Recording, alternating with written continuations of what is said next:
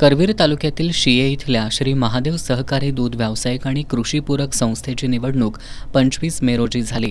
या निवडणुकीत राजा शिवछत्रपती स्थानिक आघाडीचे सर्व 15 संचालक विजयी झाले।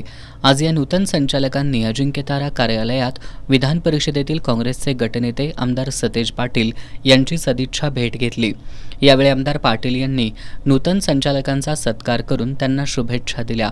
यावेळी बोलताना आमदार पाटील यांनी गोकुळ दूध संघाच्या निवडणुकीवेळी दुधाला 2 रुपये जादा दर देण्याचा शब्द दूध उत्पादकांना दिला होता।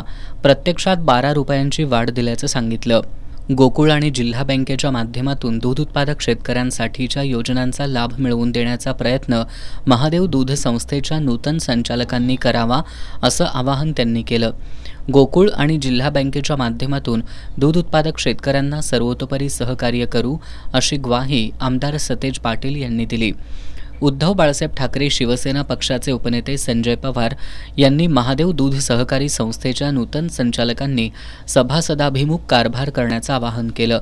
उपजिल्हाप्रमुख बाजीराव पाटील यांनी आमदार सतेज पाटील यांचं मार्गदर्शन आणि सहकार्यामुळे संस्थेत सत्ता परिवर्तन करू शकलो असं सांगितलं।